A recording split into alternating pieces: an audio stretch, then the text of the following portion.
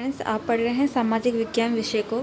और सामाजिक विज्ञान विषय के अंतर्गत जो है आज हम पढ़ने वाले हैं अध्याय फर्स्ट क्लास 9 फ्रांसीसी क्रांति।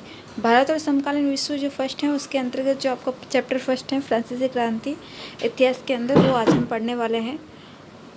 हमने फ्रांसीसी क्रांति के अंतर्गत 18वीं सदी के उत्तरार्ध में फ्रांसीसी समाज की क्या दशा रहती है, क्या स्थिति रहती है, उसको हमने पढ़ा। किस प्रकार से जो है इसके एस्टेट थे उसके बारे में हमने पढ़ा। इनके जीवन का किस प्रकार संघर्ष था, किस प्रकार की क्रांति की शुरुआत हुई लुई सोल्वे की काल में। फ्रांस में संवैधानिक राजतंत्र को कल की क्लास में हमने कंप्लीट किया। आज जो रहता है आपका टॉपिक, आज का टॉपिक रहता है फ्रांस में राजतंत्र का उन्मूलन और गणतंत्र की स्थापना किस प्रकार से हुई।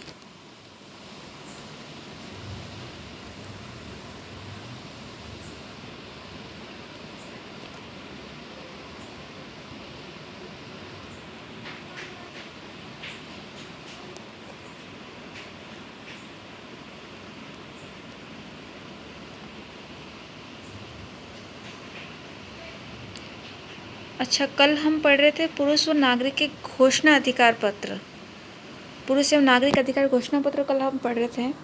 इसको आगे कंटिन्यू करते हैं और देखते हैं क्या रहता है आगे। पुरुष व नागरिक अधिकार घोषणा पत्र में क्या था, आदमी जो है स्वतंत्र पैदा होते थे, स्वतंत्र रहते थे और उनके अधिकार जो हैं वह समान होते थे। ठीक है, हर एक राजनीतिक संगठन का लक्ष्य जो था आदमी के नैसर्गिक एवं आहरणीय अधिकारों को संरक्षित रखना है। ये अधिकार है स्वतंत्रता, संपत्ति, सुरक्षा और शोषण का प्रतिरोध का अधिकार। ठीक है, आगे देखो। समग्र संप्रभुता का स्रोत राज्य में निहित है। कोई भी समूह का व्यक्ति ऐसा अनाधिकार प्रयोग नहीं करेगा जिससे जनता को सत्ता की स्वीकृति ना मिली हो। ठीक है, आगे देखो। स्वतंत्रता का आशय ऐसे काम करने की शक्ति से है और जो औरों के लिए नुकसानदेह न हो। जैसे कि हम यहाँ पर स्वतंत्रता की बात कर रहे हैं तो यहाँ पर ऐसा नहीं है कि स्वतंत्रता आपको कुछ भी करने के लिए स्वतंत्र कर देती है। यहाँ पर स्वतंत्रता का ऐसे है कि ऐसा कार्य नहीं किया जाए जिसके लिए आपको औरों को नुकसानदेह हो या नुकसान हो। ठीक है, तो अपने फ़ायदे के लिए कुछ नहीं करना है आपको। ऐसी स्वतंत्रता नहीं है आपको कि आप किसी को नुकसान पहुँचा सको। आगे देखो। समाज के लिए किसी भी हानिकारक कृत्य पर पाबंदी लगाने का अधिकार कानून के पास है।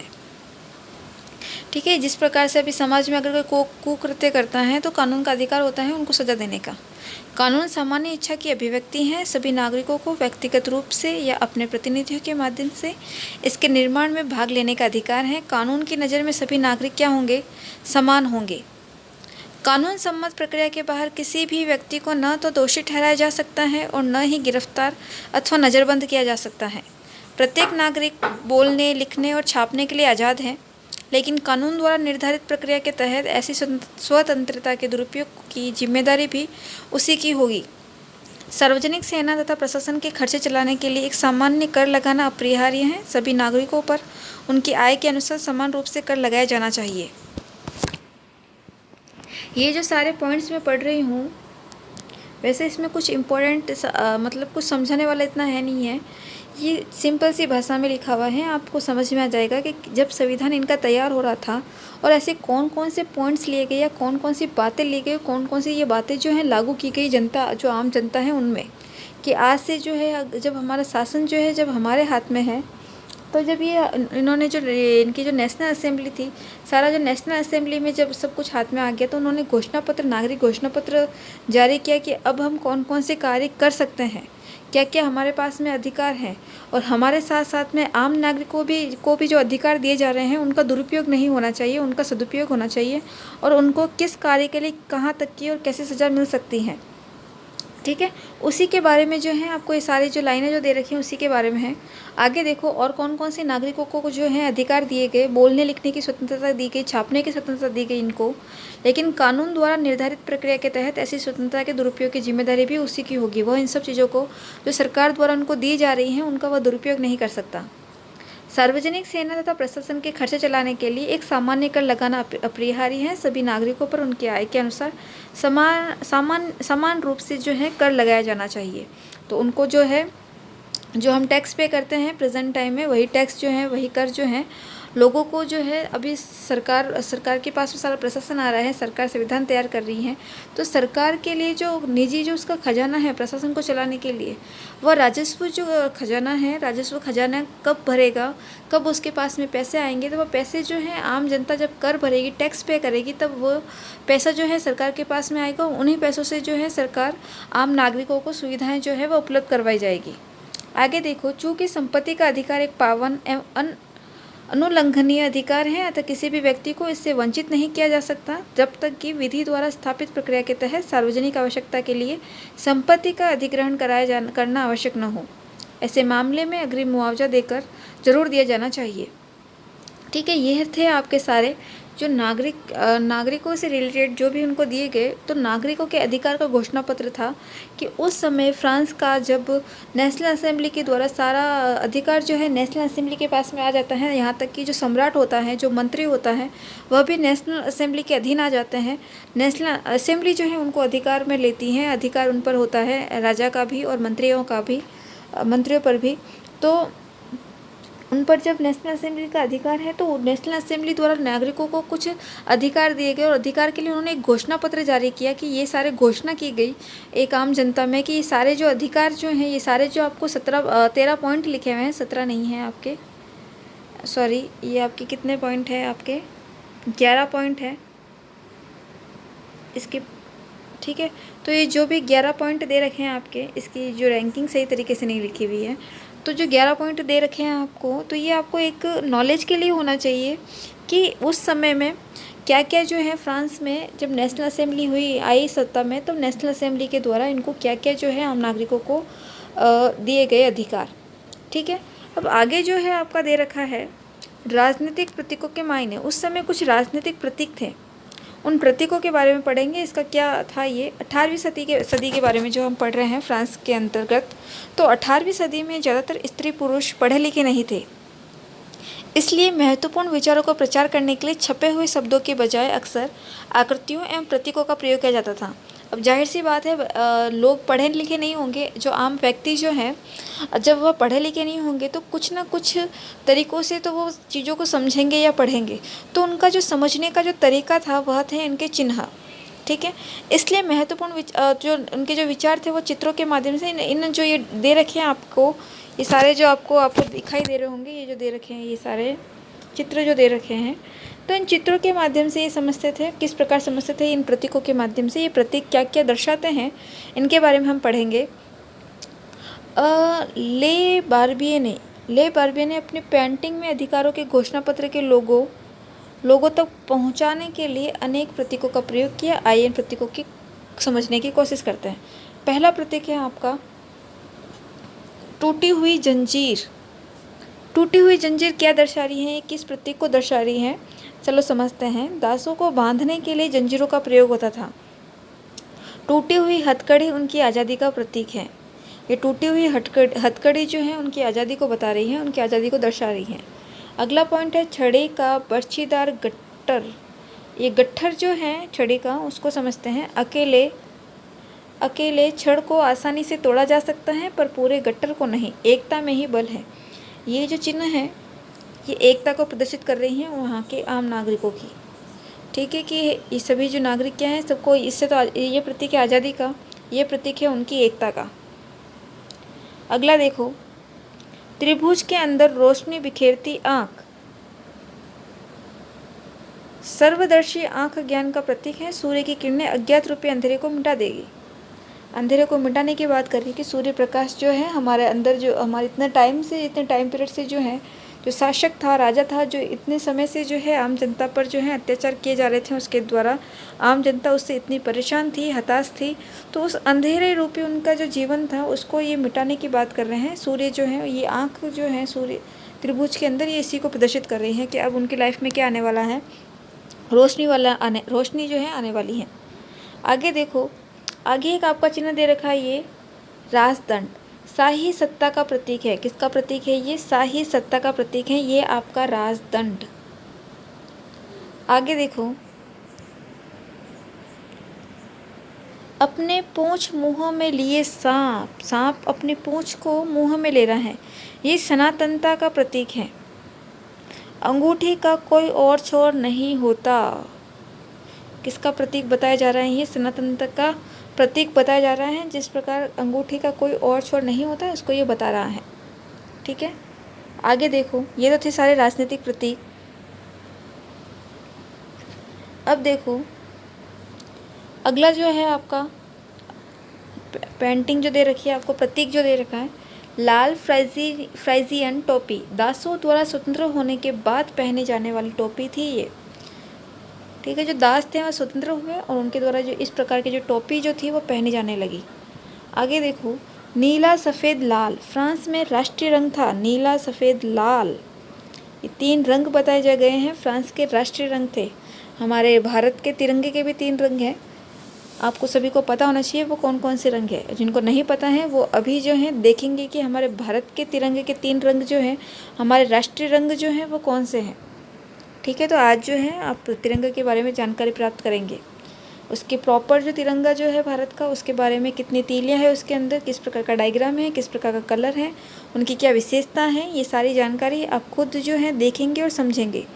ठीक है, ये आपका आज के लिए होमवर्क रहेगा। अगला जो आता है, डेनों वाली स्त्री कानून का मानवीय रूप है इनका।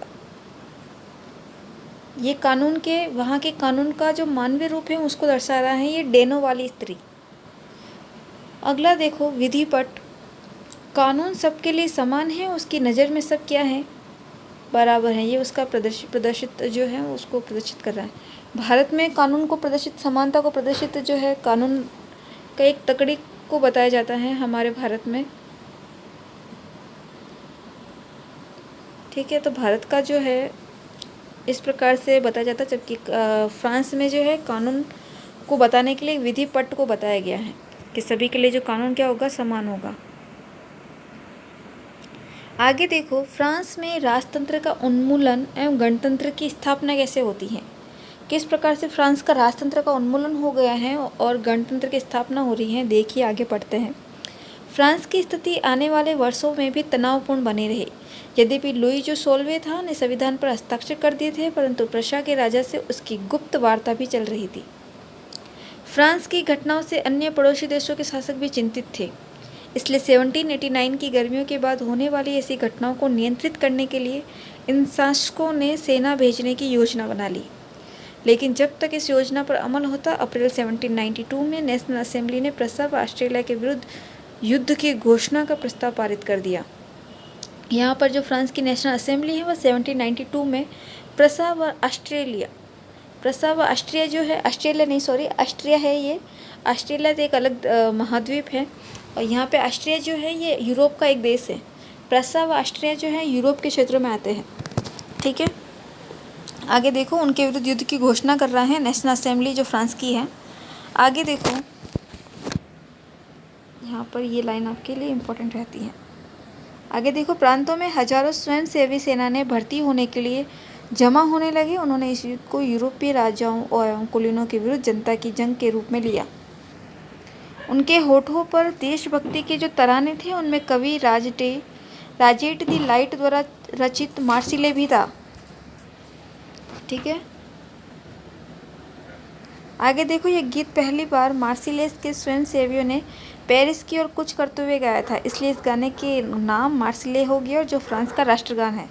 यहाँ पर आपको फ्रांस का राष्ट्रगान बताया गया है, वो है जो रॉजेट दी लाइल ने लिखा था, मार्सिले द्वारा रचित था। और इस गाने का नाम भी क्या हो गया था, मार्सिले हो गया था। तो ये जो मार्सिले जो था ये फ्रांस का क्या बना है, राष्ट्रगान। आगे देखो, क्रांतिकारी युद्धों से जनता को भारी क्षति एवं आर्थिक कठिनाइयाँ झेलनी पड़ी। पुरुषों के मोर्चे पर चले जाने के बाद घर परिवार और रोजी रोटी की जिम्मेदारी औरतों के कंधों पर आ पड़ी। देश की आज़ादी के एक बड़े हिस्से को ऐसा लगता था कि क्रांति के सिलसिले को आगे बढ़ाने की ज़रूरत है, क्योंकि 1791 के संविधान से सिर्फ अमीरों को ही राजनीतिक अधिकार प्राप्त थे। लोग राजनीतिक क्लबों से अड्डे जमा कर सरकारी नीति और अपनी कार्य योजना पर बहस करते थे। इनमें से जैकोरियन क्लब सबसे सफल था, जिसका नाम पेरिस के भूतपूर्व कॉन्वेंट ऑफ सेंट जेकब के नाम पर पड़ा, जो अब इस राजनीतिक समूह का अड्डा बन गया। इस पूरी ही अवधि में महिलाएं भी सक्रिय थी और उन्होंने अपने क्लब बना लिए। इस अध्याय के खंड 4 में आप उनकी गतिविधि और मांगों के बारे में जानेंगे।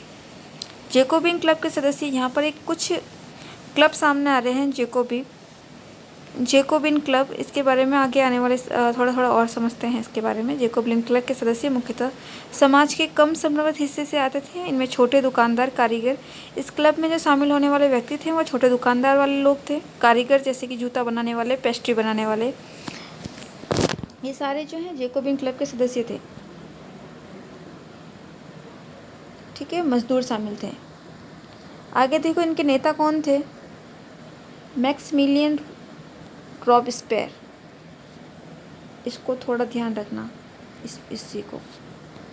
ठीक है, जैकोबिन के एक बड़े वर्ग ने गोदी कामगारों की तरह धारीदारी लंबी पतलून पहनने का निर्णय लिया। ऐसा उन्होंने समाज के फैशन पस्त वर्ग, खास तौर से घुटने तक पहने जाने, ये इनका पहनावा,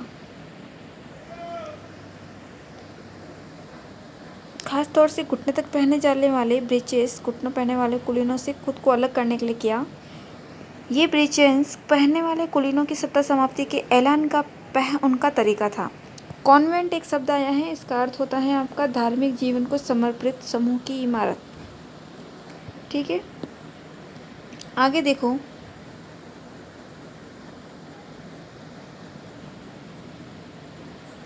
इसलिए जैकोबिन को 100 कुलात के नाम से जाना जाता है।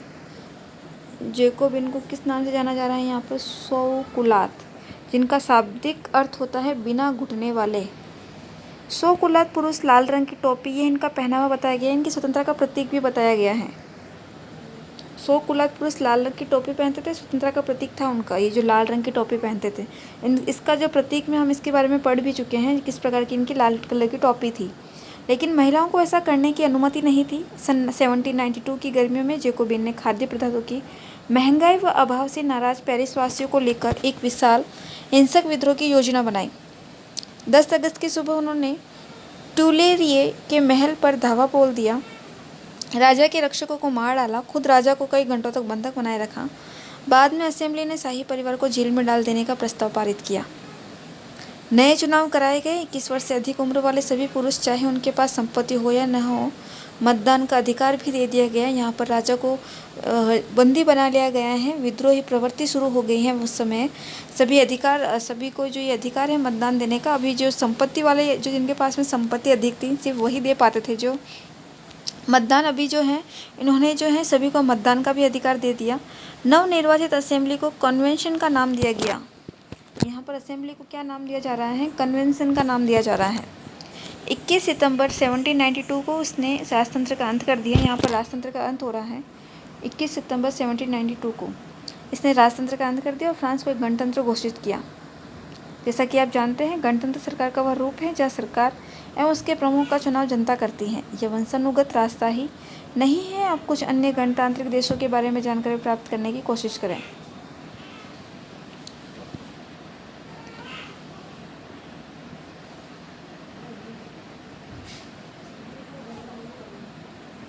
आज जो है हमारी क्लास यहाँ तक रहेगी।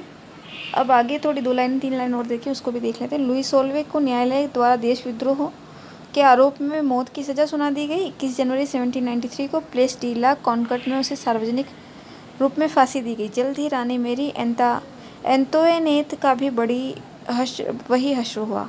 यहाँ देशद्रोह का मतलब होता है अपने देश या सरकार से विश्वासघात करना, जो कि उस लुई सोल्वे द्वारा किया गया था, क्योंकि वो जो बाकी जो यूरोपीय क्षेत्र से उनसे मदद मांग रहा था फ्रांस के लिए अपनी सत्ता को वापस स्थापित करने के लिए। हम इसके पहले पढ़ चुके हैं। ठीक है, तो कल की क्लास जो रहेगी, हमारा टॉपिक रहेगा आतंक राज, क्योंकि यहाँ पर जो है राजतंत्र खत्म होता है, गणतंत्र की स्थापना हो रही है, नेशनल असेंबली जो है अपना नया रूप ले रही है। इस नेशनल असेंबली को हम आगे कंटिन्यू करेंगे। 1793 से आगे 94 तक का क्या आतंक का युग रहता है, ये इस आतंक के युग में क्या क्या दशाएं जो हैं वह आ रही हैं, उसके बारे में हम आगे कंटिन्यू करेंगे। आज के लिए इतना ही, और जो आज पढ़ाया गया है उसको रिवाइज़ करना है, आपको फिर से पढ़ना है और लर्न करना है, ताकि आपको जो है परमानेंट जो है ये सारा लर्न हो जाए। आज के लिए इतना ही। Thank you.